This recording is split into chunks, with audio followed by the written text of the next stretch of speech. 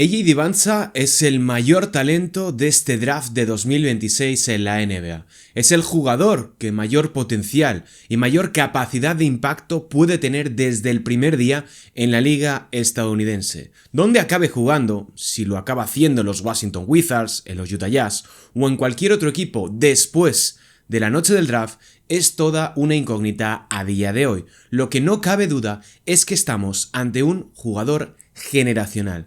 Y por eso, hoy aquí, en Gigantes del Básquet, vamos a tratar de explicar cómo juega, quién es, qué virtudes tiene, cuáles son sus debilidades y cómo puede encajar en la NBA. Mi nombre es Sergio Rabinal, esto es Gigantes del Básquet y si te gusta lo que hacemos, déjanos un like, suscríbete y un comentario con tu opinión, con lo que piensas de un AJ Dillon que pinta muy bien. Así que, sin más dilación, arrancamos.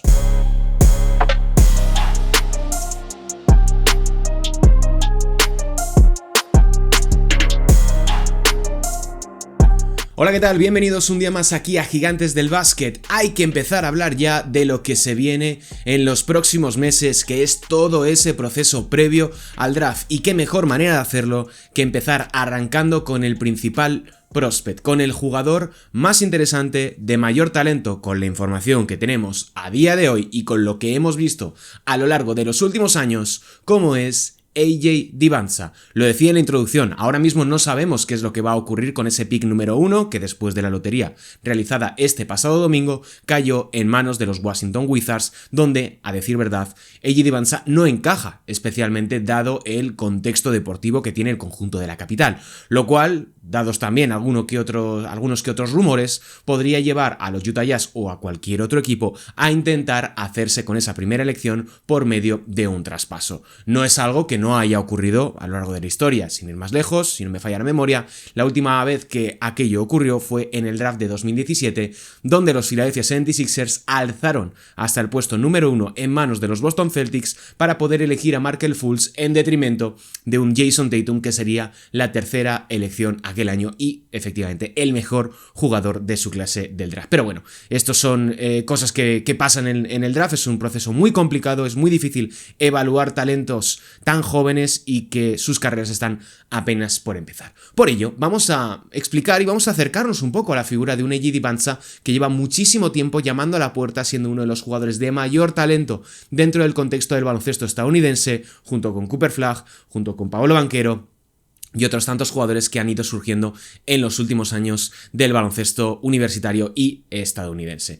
Vamos con cosas básicas: altura, peso, medidas, todo esto que lo hemos conseguido, lo hemos sabido mejor dicho, en los últimos días después de que se haya realizado el Draft Combine en Chicago, que nos ha dejado las siguientes mediciones para el exjugador de BYU. 2,08 de estatura, 6,8 pies y medio, descalzo evidentemente, peso 98 kilos y una envergadura de 2,14. Tiene unos brazos muy largos AJ Dillon y esto puede ayudarle muchísimo para defender a múltiples posiciones, porque ahora mismo es un híbrido entre un 2, un 3 y un 4. Queda por definir en qué posición finalmente acabará jugando en la NBA o sobre todo qué rol acabará desempeñando, pero eso lo analizaremos un poquito más adelante. Y de standing reach, que ya sabéis que es ponerse de pie y simplemente elevar el brazo hasta ver cuál es la altura máxima que alcanza ese jugador. AJ Dillon ha registrado un 2,43, que es absolutamente fenomenal para un jugador de su tamaño. Vamos también con estadísticas, vamos con los datos que nos ha dejado AJ Dillon en su única temporada en la NCAA, en el baloncesto universitario, ahí en BYU. 25,5 puntos, 6,8 rebotes, 3,7 asistencias, 51% de acierto en tiros de campo, 33% en triples y 77% de acierto en tiros libres. Hay muchos que dudan de su capacidad desde la larga distancia con ese 33%, pero he de decir que a mí me preocupa relativamente poco. Luego lo explicaré un poquito más, pero teniendo en cuenta que ha sido un jugador sobre todo con un gran peso, con el balón en las manos, un 33%, siendo la mayor parte de sus intentos tras bote y con una distancia del triple en el baloncesto universitario que es mucho más cercana que la que tenemos en la NBA, pues bueno, es un dato a coger un poquito con pinzas. No me preocupa, porque insisto, luego lo desarrollaré un poquito más, pero creo que tiene una mecánica lo suficientemente fluida como que para que pueda, desarrollarla posteriormente en su llegada a la NBA. Y ya, bueno, en el March Madness, en el torneo universitario nacional, AJ Dybantsa registró 32 puntos de media, 7,8 rebotes, 3 asistencias, 50% de acierto en tiros de campo y un 28% de precisión desde más allá del arco. ¿Cómo es AJ Dybantsa como jugador? Vamos a tratar de explicar y sobre todo mirar qué es lo que dicen los medios de comunicación y qué es lo que dicen los llamados expertos en el draft de los medios estadounidenses. Comparativas que he ido leyendo en estas últimas semanas respecto del jugador estadounidense.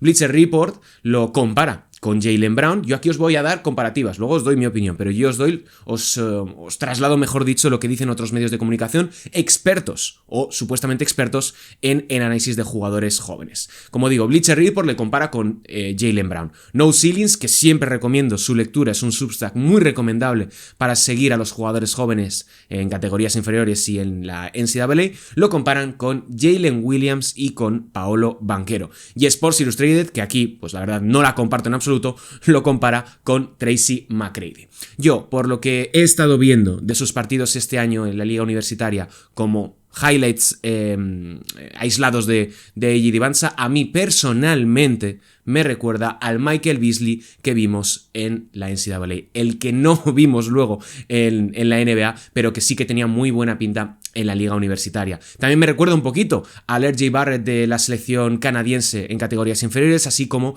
el breve tiempo que le vimos en Duke, aunque con un rol muy diferente a lo que posteriormente acabaría siendo en la NBA. Y por último quería añadir una última comparativa, y es que me recuerda a Jalen Johnson un poquito, como el Jalen Johnson actual, un jugador capaz de poner el balón en el suelo, de crear juego, de tener un impacto positivo en defensa, y que por su tamaño tiene múltiples posibilidades de impactar en el juego.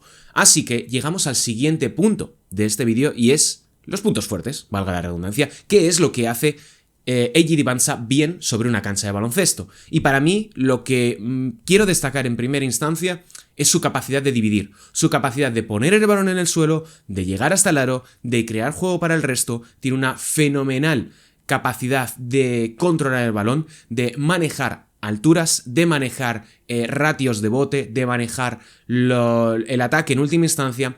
En NCAA lo hemos visto como un generador primario, pero en mi opinión en la NBA va a tener que dar un paso atrás, al menos en sus primeros cursos en la competición estadounidense. Es probable que en los primeros años le veamos salir más de semiventajas en lugar de ser, como digo, un generador primario. Es decir, tiene que pasar primero por un proceso de aprendizaje y de aclimatación a la NBA antes de poder, por ejemplo, convertirse en lo que muchos creen que puede ser un nuevo Paolo Banchero, un jugador híbrido entre el 3 y el 4 que pueda tan pronto ejercer como un interior jugando de espaldas al aro, o bien atacar de fuera a dentro para la media distancia, para encontrar compañeros en las esquinas, para ir contra el aro, etc.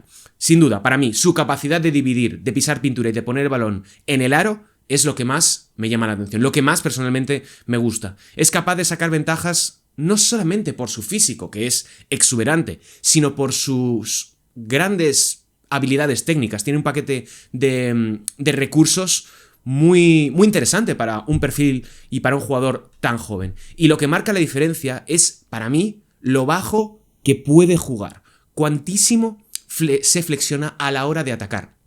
Tú lo ves cuando recibe, por ejemplo, en 45 grados, y cuando pone el primer bote en el suelo, él baja muchísimo su centro de gravedad, incluso contra defensores que probablemente sean más bajos, sean más ágiles y sean en última instancia más versátiles o estén más preparados para poder reaccionar ante lo que es capaz de hacer AJ Dybantsa. En mi opinión, es una barbaridad su habilidad para modificar esa altura y ese nivel de flexión con el que juega. Esto es, para mí, insisto, lo más destacable de un jugador de este tipo de perfiles. Y es que, insisto, no es solamente la fuerza, es la capacidad y cómo todo eso se cohesiona en un jugador como es el de BYU. Controla diagonales, ángulos de bloqueo y cambios de velocidad. 3 aspectos fundamentales para ser un jugador ofensivo de primerísimo nivel en la NBA, en 2 aspectos que marcan a día de hoy cómo se construyen los ataques, que es el bloqueo directo y los aclarados. Luego podríamos añadir aquí el dividir y doblar, pero bueno, eso depende un poco también del equipo y del spacing que tenga. Segundo punto fuerte que a mí personalmente me llama la atención de Eiji Dybantsa es su visión. Es un tipo con una visión y un instinto natural para el juego. Esto evidentemente se trabaja, es un decirlo de que lo tiene natural porque es algo que ha ido trabajando conforme han ido pasando los años en su brevísima trayectoria. Y es un prototipo perfecto de point forward, y eso significa que tiene tacto, que tiene visión e instinto natural para el pase. No lo veo, a mi modo de ver, como un Cooper Flagg o un Luka Doncic, para que nos entendamos, uno de estos perfiles más heliocéntricos que han acostumbrado a aparecer en los últimos años en la NBA, pero sí que lo veo más salvando las distancias. No digo que sea ese jugador, sino hablo de perfiles, hablo de prototipos, de arquetipos, como un Jason Tatum o como un Paolo Banchero. Ahí compro bastante esa comparativa de no ceilings que daba con Paolo Banchero respecto del jugador de BYU. Esto se traduce en que Dybantsa es capaz de conectar buenos pases, de leer acciones bastante básicas, lo que hemos visto en esta única temporada en la NCAA, de bloqueo directo, de cortes, pero que por ahora yo creo que no se puede confiar desde el primer día en que sea, insisto, una primerísima opción de creación ofensiva.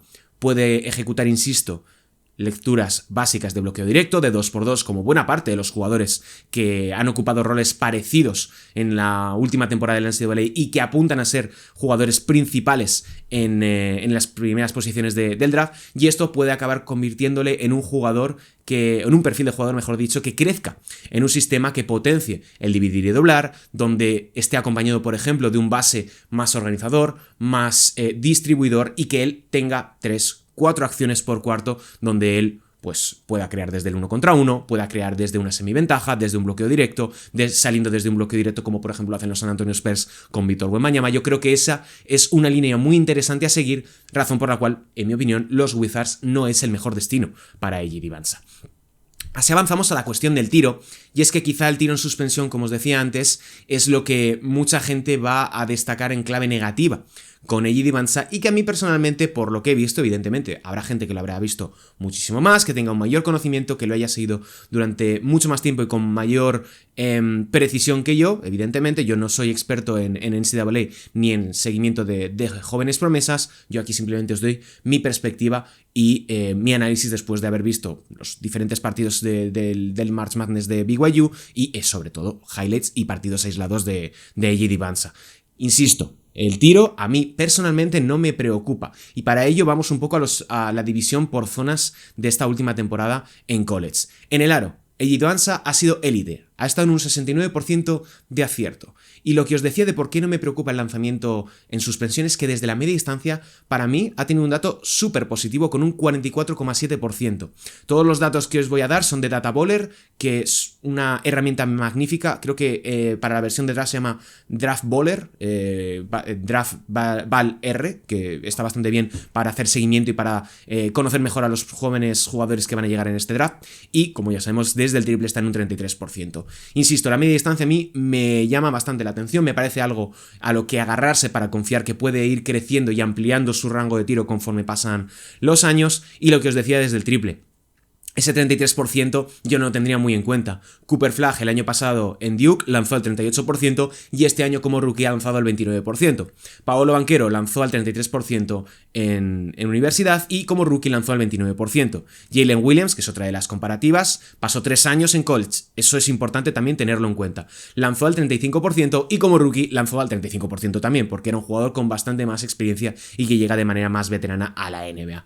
Jaylen Brown lanzó al 29% en college, en California, y un 34% como rookie en los Boston Celtics. Es una auténtica lotería, pero lo importante para mí es que tiene buena mecánica, que tiene un buen proceso de apoyos, de paradas, de cómo enlaza en 2 fases el lanzamiento en suspensión. Es decir, aunque esté en un 33% desde el triple, no estamos hablando de un Ben Simmons, para que nos entendamos y por llevarlo a un extremo.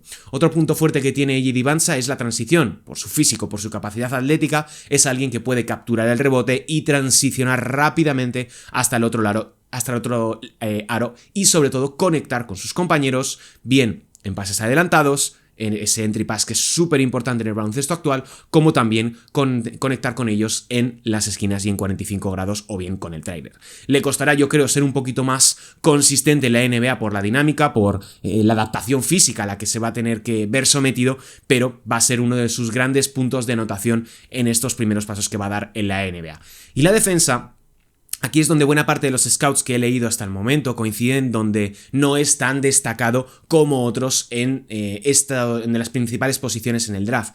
Es relativamente peor que Cam Boozer, que probablemente sea el mejor o el jugador defensivamente más completo de esta clase. Es peor en ese sentido que Kingston Flemings o sobre todo que Caleb Wilson, que probablemente sea el jugador que más destaca en términos defensivos según lo que he podido leer. Insisto que no soy un experto y aquí os traslado lo que he podido leer de estos jugadores o lo que he podido ver en alguno que otro canal de análisis del draft. Para mí, A.J. Divansa tiene lo más importante, que es predisposición a defender. Lo segundo, tiene instinto porque tiene buenas manos para saltar al robo, para interpretar líneas de pase, y también tiene esa habilidad para intercambiar posiciones. Tan pronto puede emparejarse con un 4, con un 3, con un 2 o con un 5, dada o en un contexto muy particular. A mí me parece un defensor más que óptimo en la NBA, pero si estamos hablando de un jugador que va a ser la principal arma ofensiva en el futuro de un equipo NBA, es muy probable, porque no todos son Víctor Wembanyama, no todos son Kawhi Leonard, que su rendimiento defensivo se vea afectado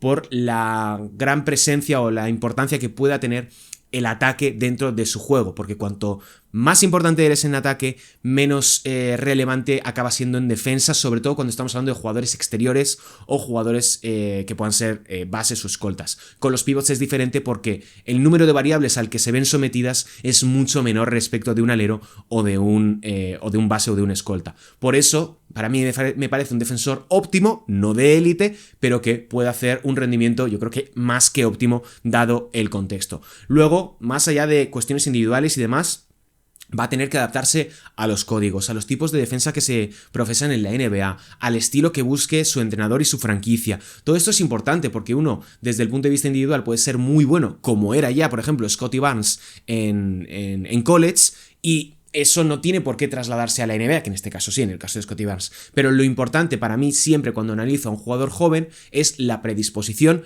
a defender, ese deseo de marcar las diferencias también en el otro costado y no ocultarse simplemente por ser una estrella, porque es muy fácil tener un impacto positivo en defensa en el baloncesto actual defendiendo a jugadores ofensivos de bajo uso, como pueden ser tiradores o como pueden ser cuatros que no ofrecen más que o que no desempeñan más que roles ejecutores en el sistema ofensivo del oponente. Vamos con una pequeña valoración final y yo creo que lejos de rumores, de trade downs, de trade ups, para mí A.J. Divansa es el mejor jugador de esta clase. Es el mejor jugador de este draft. Se ha elegido en el 1, se ha elegido en el 3. Lo traspasen los Wizards después del anuncio del draft, lo traspasen antes, esto me da absolutamente igual. Es el mejor jugador de esta clase del draft con toda la información que tenemos ahora mismo disponible a 15 de mayo de 2026. Tras lo visto durante durante las categorías inferiores y su único año en BYU, a mí, honestamente, me parece el mejor jugador. Entiendo que hay gente que diga, me gusta más Darren Peterson, me gusta más Caleb Wilson, me gusta más Cam Boozer. Yo lo respeto completamente porque probablemente igual hayáis visto mucha más NCAA o más baloncesto universitario que yo. Pero lo importante, si ahora mismo nos pusiéramos en la situación de un general manager que tiene la elección número 1 de este draft, yo creo que no habría ningún tipo de dudas. Todos elegiríamos a A.J. Divansa. Y esto es lo importante y sobre todo lo que puede marcar las próximas semanas y los próximos meses, porque este es un jugador diferencial, llamado a ser un talento generacional y que cambie la franquicia a la que llegue. Ojalá que sean los Washington Wizards, porque sus aficionados bien merecen un cambio de tendencia tras tantísimos años de sufrimiento y de tanking, poder tener un jugador que les lleve al siguiente nivel. Así que bueno, hasta aquí este análisis, hasta aquí mi visión de A.J. Divansa, futuro número 1 del draft de 2026 en la NBA. Me gustaría saber vuestra opinión, vuestra visión de este jugador y si os ha gustado lo que hacemos aquí en Gigantes del Básquet, dejadnos un like, suscribíos si no nos conocíais y, como os digo, un comentario con vuestra opinión. Mi nombre es Sergio Rabinal, esto es Gigantes del Básquet y nos vemos en el próximo vídeo. Un saludo y hasta la próxima, chao.